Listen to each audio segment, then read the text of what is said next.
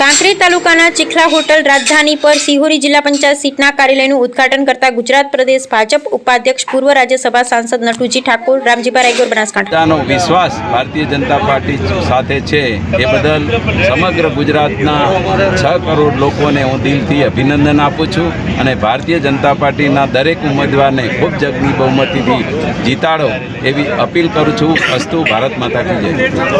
સાહેબ, જે બનાસકાંઠા જિલ્લાની અંદર કોંગ્રેસનો દબદબો રહ્યો છે જિલ્લા પંચાયતની અંદર, શું કહેશો?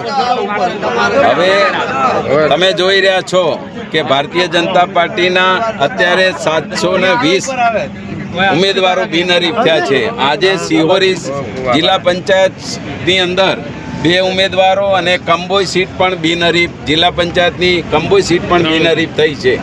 તો લોકોની અંદર ભારતીય જનતા પાર્ટી માટે ખૂબ જ પ્રેમ અને વિશ્વાસ છે। ભારતીય જનતા પાર્ટીનું સૂત્ર છે સૌનો સાથ, સૌનો વિકાસ, સૌનો વિશ્વાસ અને સૌનો પ્રયાસ।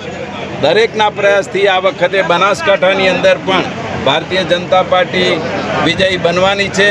લોકોનો ખૂબ ઉમંગ અને ઉમળકાભેર અમારું સ્વાગત થાય છે અને કાર્યક્રમોમાં પણ લોકો સ્વયંભૂ આવી અને ભારતીય જનતા પાર્ટીના કમળને મત આપી વિજય બનાવવા માટે પ્રતિજ્ઞા કરી રહ્યા છે। એ બદલ બનાસકાંઠા જિલ્લાના સૌ કાર્યકર્તા મિત્રોને પણ દિલથી અભિનંદન। જિલ્લા પંચાયત સીટ ભારતીય જનતા પાર્ટી રાજધાની હોટલની બાજુમાં કાર્યાલયનું ઓપનિંગ કરવામાં આવ્યું। આ કાર્યક્રમમાં વક્તા તરીકે નટુજી હાલાજી ઠાકોર સાહેબ ઉપસ્થિત રહ્યા। એમાં આ કાર્યક્રમમાં કંબોઈ જિલ્લા પંચાયત સીટના બિનહરીફ ઉમેદવાર સોલંકી ગોપાલસિંહનું સ્વાગત કરવામાં આવ્યું તથા એ સીટમાં તાલુકા પંચાયતના 3 ઉમેદવારોનું પણ સ્વાગત કરવામાં આવ્યું અને કાંકરેજ તાલુકાના ભારતીય જનતા પાર્ટી માટે ભારે સમર્થનની માંગ કરવામાં આવી।